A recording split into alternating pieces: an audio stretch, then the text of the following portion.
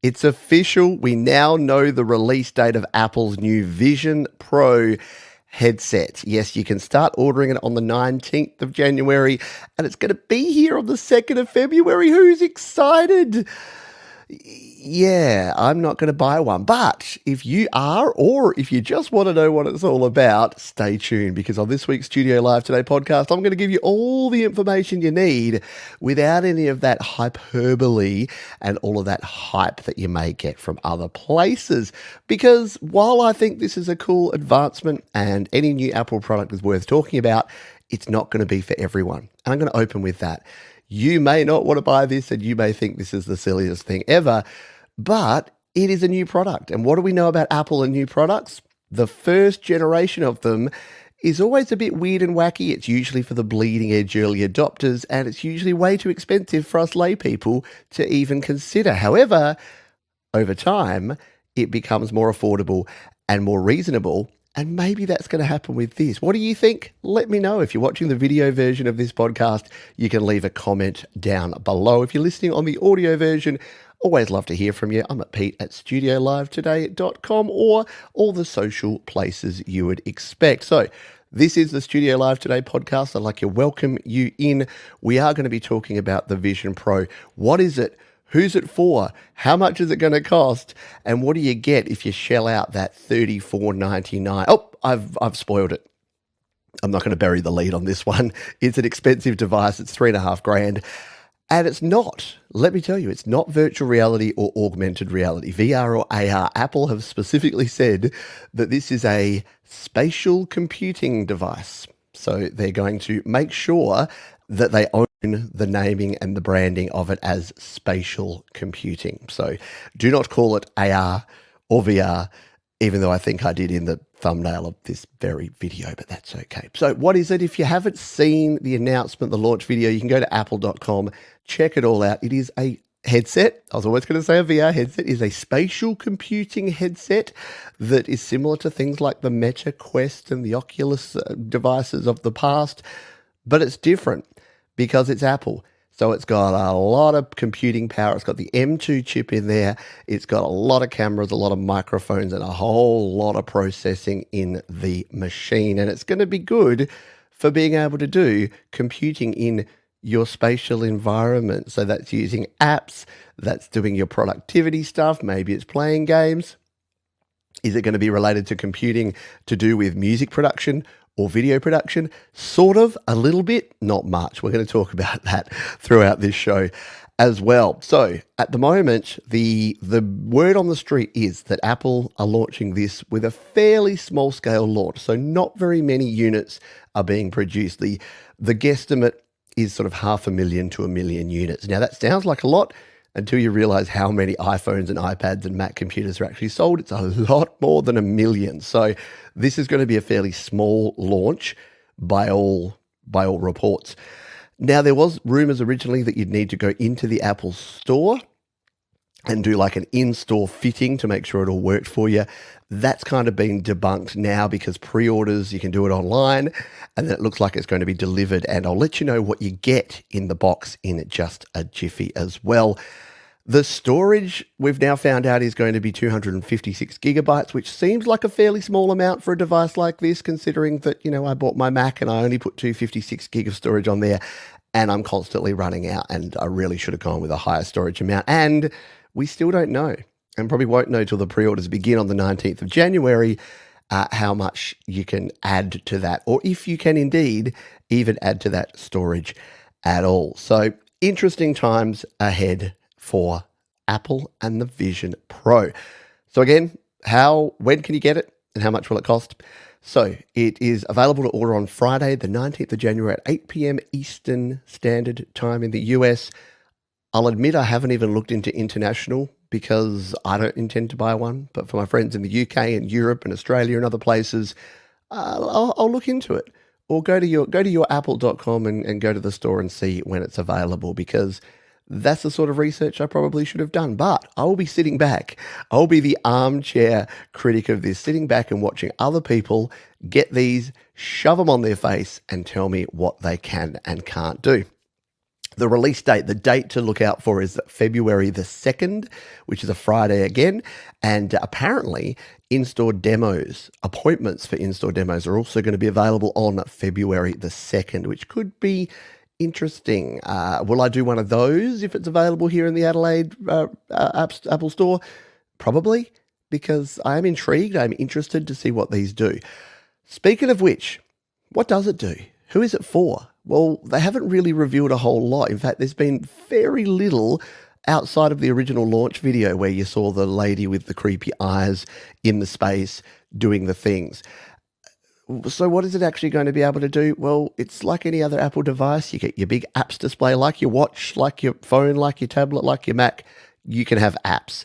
And you can have productivity apps. They've actually shown things like Zoom and Word and Excel. I know. Can you imagine? Spreadsheets in space. I'd love to do my concatenation formulas while and my pivot tables with my fingers in the air.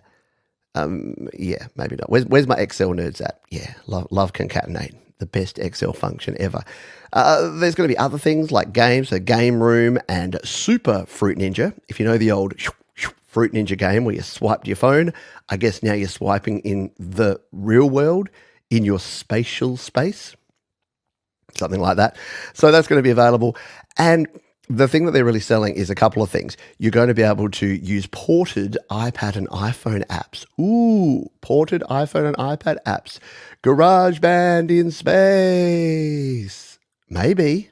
Hey, if we find out that GarageBand or Logic Pro is available and has been ported over for the Vision Pro, my interest level will suddenly go from about 3% to at least 50%.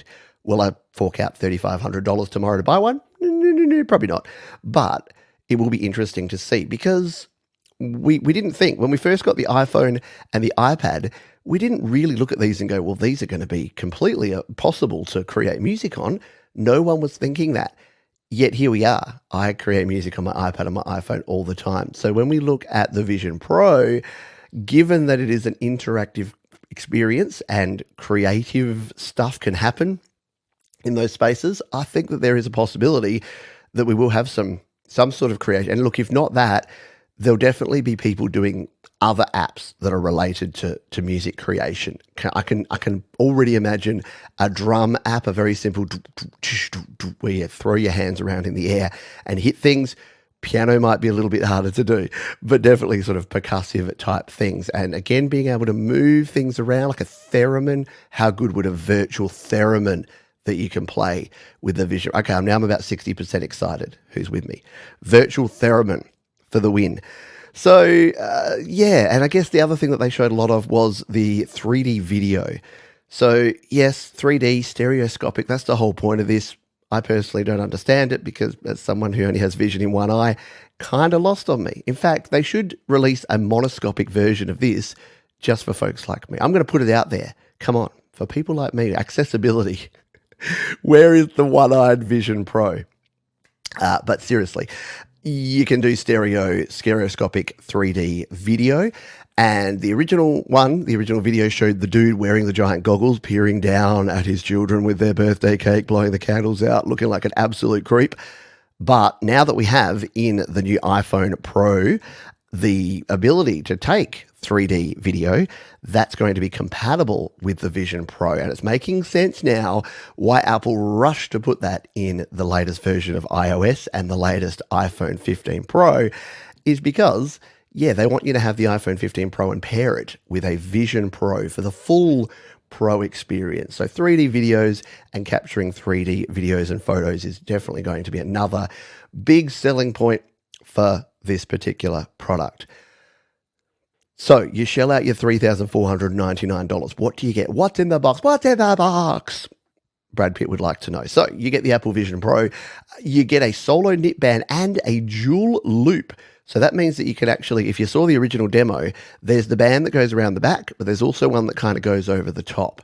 And as anyone who's ever worn a VR or AR or spatial computing headset knows, you need that thing over the top because after a while, it starts kind of compressing your neck and your vertebrae start pushing down. And I wore a MetaQuest 2 for 4 hours. I used to be 6 foot. Now I'm 5'11". True story. As long as you don't have any follow-up questions or require any proof. But yes, you do want to do that to protect yourself because I don't want anyone walking around like with no neck because they wore their Vision Pro for too long. You get a light seal and 2 light seal cushions. So what are they? Well, they're to make sure that if you are, say, watching a movie in your spatial computing space, I'm going to say VR and AR so much, your spatial computing space, then you don't want light. You don't want to sort of see bits of sunlight or bits of surrounding ambient light coming in from the sides.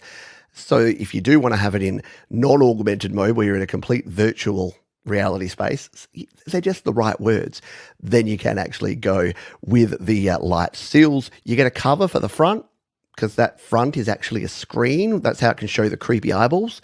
So you do get a cover for the front of it. You get an Apple polishing cloth. The $19 Apple polishing cloth comes for free. You might as well buy it anyway. You're only paying $3,500 and you're getting a free $20 bit of microfiber. That's a deal right there. You get an external battery. Yeah, a lot of people are a little unhappy with the fact that the battery is external. So yes, you have to plug in an external battery that you put in your pocket and it hangs down and dangles down. That battery gives you about 2 hours of battery life, or what they've now said is 2.5 hours of watching a standard definition video. So I guess you can watch a movie before you have to plug back in. And you get, of course, a USB-C charger cable and power adapter that does have USB-C pass-through on that adapter. So you can plug other stuff in if you're plugging into a USB port to charge it. So that's what you get for your $34.99. As I mentioned before, there is no update on upgrading the storage. The RAM, the memory on board of these things, we believe to be 8 gigabytes, although apparently, word on the street is some of the test units that folks have been using for developing have 16 gigabytes, but I pretty much think it's a standard M2 silicon chip with the 256 and the 8 gigabytes of RAM. At this stage, there's no mention of a 512 or a 1 terabyte if you want more storage, but I guess the point of spatial computing is that you're doing it in space. I'm assuming the cloud and a very strong Wi-Fi connection is going to be highly recommended to be able to utilize this device because you'll be sending a lot of data to and fro.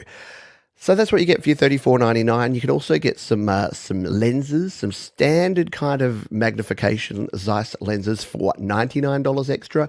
Or if you have prescription glasses and you want prescription lenses in your Vision Pro, deeming it almost unusable by anyone else, you could add that for $149. So yeah, there's not a whole lot. A lot of folks were surprised that there's not a lot in the way of upgrading and upselling and up buying, but I've got a feeling it's just the beginning. Wait for the Pro headband that'll come out soon, or the Pro cable, or the Pro battery that actually has 4 hours of battery life or something. There will be accessories in the future. You can be sure of that. So that's the facts.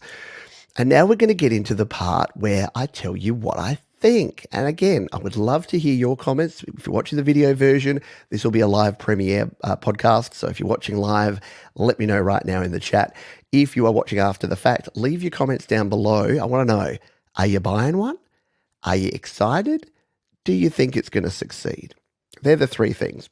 Getting one, yes or no? How excited are you on a scale of 1 to 10? And do you think this is going to succeed for Apple? And I'm going to preface this next section by talking about a few other Apple products. Let's talk about the iPhone, shall we? The iPhone 1, the first iPhone that was launched, didn't even have 3G speed. It had very slow internet. You couldn't copy, cut, and paste. It had no app store. You couldn't reorder the apps even on the screen.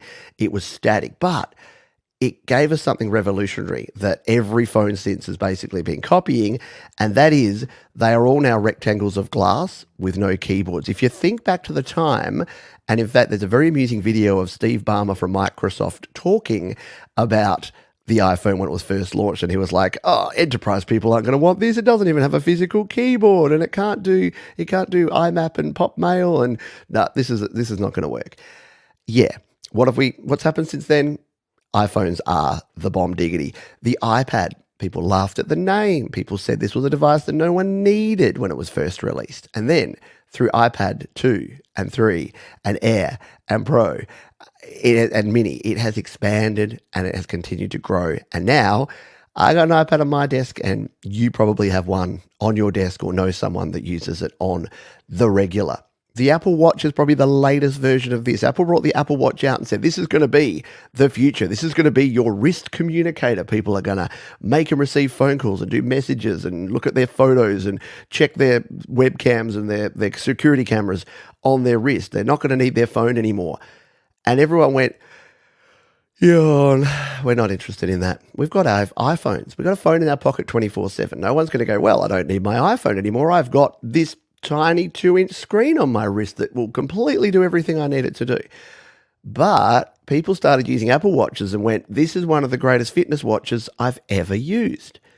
And now Apple Watch dominates the fitness watch market because they've embraced that. They've said, okay, well, we're going to do tracking and bike tracking and heart rate monitoring and all that sort of stuff. So they've gone right into it. They've steered into that. So I guess I say all that to say that what I see with the Vision Pro, and the reason that I think I've heard a lot of pundits out there saying, oh, Apple have lost their identity, the Vision Pro has a personality crisis because it doesn't know what it wants to be and who it's for.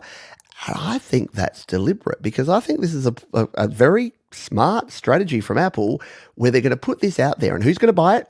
Developers, diehard Apple fans that bleed 6 colors, and the sort of people that just have money to burn and to throw away at this sort of product that just want to be bleeding edge for the sake of being bleeding edge. And those people are going to find out and work out what works well. Maybe my jokes about Excel and Word, maybe this becomes the best way to view Microsoft Office documents. I would be very surprised if that were the case, but you never know. Or maybe this will be the ultimate gaming platform, or maybe this will just be something cool and novel that people can start working on, or maybe it'll change the way we look at videos and photos in the future. We just don't know. And I think it's actually a pretty wise and a pretty clever and crafty strategy of Apple to put these out there, make them expensive, not deliberately, but there's a lot of development. There's decades and billions of dollars of development in these products, but to work out what it becomes. And it may be that in the future, the Vision SE, which I've jokingly called because Apple Watch went this way and then iPhone went this way, the cut down version for the rest of us might be $1,000 and might be awesome, might have taken all the things that they learned out of this. And then there might be a Super Pro, a Pro Max model that's 10 grand that only the highest end people use. And that's kind of the Apple strategy. And that's where I think we're going to get with this. So out of the gate, is it going to be an absolute success? Is it going to blow everyone away? Not necessarily, but I think it's going to be interesting enough that people will, like, that's where I'm at. I'm interested to see. The reason I'm doing this as the topic for the podcast is that I'm actually really interested to see what happens. But I'm going to be sitting back on my couch with my popcorn watching for this time around. Just as I did with the iPad, just as I did with the Apple Watch. I didn't buy an iPad until the iPad 4. So it took me a while to realize that, hey, there's something here. I didn't buy an iPhone. My first iPhone was the iPhone 4S. So it took me a while to go, yeah, I'm sticking with my Nokia E series with the clunky manual keyboard because I thought that's what I wanted until I saw the possibilities with something else. So that's where I think we're going with the Vision Pro, and that's where I think it's going to be. Will it succeed, and what's the future going to look like for Apple with the Vision Pro? I don't think it's going to be a game changer. I'm a big fan of science fiction, and I love the movie Ready Player One. Well, not the movie, the book. I should have said the book. I love the book Ready Player One. I tolerated the movie Ready Player One. But if, like me, you love that concept of having a metaverse and having somewhere which is a virtual world. I mean, I was playing around with Second Life probably 20 years ago. I love playing The Sims. I love all this sort of virtual things that you can do. Spatial things that you can do with this sort of stuff. Our family does own the Meta Quest 2, the Oculus Quest. I'm still going to call it Oculus. We own a Quest 2. So I've used it and I like it, but I like it for a short period of time. So the proof in this one will be, can this become something that people want to use first and foremost? And secondly, and probably more importantly, is it going to be something that people want to use regularly and for a long time? And will it replace something, or will it more be an accompaniment to the stuff you already have and use? So instead of getting up in the morning, and what I do and what most people do is I spend my first hour on my phone and then I switch to either my Mac or my iPad, and then later in the day when I'm on the go, I go back to the phone, and then maybe I come back to the iPad in the evening, and then I go to bed and look at my phone and then go to sleep. So I bounce between devices, and I don't think the Vision Pro is going to replace any of those. I think it's going to be an additional thing, which is going to be hard for it to actually penetrate into the market and get into the hands and onto the faces of a lot of folks like me, because I'm pretty set, I'm pretty old, I'm pretty set and pretty stubborn in the ways that I interact with my gear. But that's now. What does the future look like? Will we have something strapped to my face? Maybe. Personally, I don't like it. I find that the weird face you get afterwards, the rings around the eyes and the sweatiness and the feeling of it, I don't like it. I can use one of these things, well, one of the original ones, one of the existing products for around 30 minutes, and then I got to stop. And then I don't really feel like going back because, yeah, you got the big red rings around your eyes and you're sweaty and feeling gross. So for me, I don't see a future where I'm wearing something like this. However, when it can become something that's like a pair of ski goggles, or hopefully the future that we're all hoping, the pair of Ray-Bans that you just tap the side of and they do everything that something like this does, now we're talking. But considering that this uses an external battery, that this is fairly big and chunky at the moment, I think we're a little bit far away from that. But I'm interested. Like I said, my excitement level is starting to grow. I'm interested to see what people do with these, how they respond to them, and how they react. Is it going to be the next big thing? I wouldn't go as far as saying that, but I definitely think it's Apple. They're going to have an impact in this market. Talk to Tile and ask what the Apple tag did to Tile's business. Talk to BlackBerry and ask them what the iPhone did to their business. And talk to Garmin and ask them what the Apple Watch did to their business. So if I'm Meta right now and I'm the leading developer of spatial computing headsets, AR and VR headsets, yeah, I'm a little bit concerned right now, because even though the $3,500 Apple Vision Pro is not competing with my $300 or $400 Meta Quest, once it's the $1,000 Apple Vision SE, maybe it is. Thanks for listening to this. Hope you got some good information here and a few things to think about. Feel free in 2 years' time to point me back to this when it's either been a gigantic flop or failure, or we're all walking around with headsets on 24/7. Either way, feel free to point and laugh at me, because that's the good thing. That's the good thing about just talking about this stuff. It is what it is. It'll be what it'll be. I'm not going to lie to you if I'm telling the truth. No. It will be whatever it will be, but it'll be fun to sit on the sidelines and watch. If you would like to get involved more with Studio Live Today and all the things I do around here, I will invite you to head over to my website. It's at studiolivetoday.com. There you'll find links to the YouTube channel with all my tips and tricks and tutorials and live stream videos. You can also subscribe to this podcast there. In fact, you can go to studiolivetoday.com/podcast to go straight in and subscribe. If you're listening to the audio version of this one, then please leave a rating or a review. I would love you to do that on your podcatcher of choice. And if you want the audio and the video version, just search Studio Live Today in your podcatching venue of choice. If you're on the video version, I would love if you stuck your thumb down below and hit the thumbs up. And remember, leave me your comments, because I would love to hear what you have to think and what you have to say about the Apple Vision Pro. It is here much sooner than many of us expected. Until next time here on the Studio Live Today podcast, please be kind to yourself, be kind to others, keep creating, and I'll see you next time. Bye for now.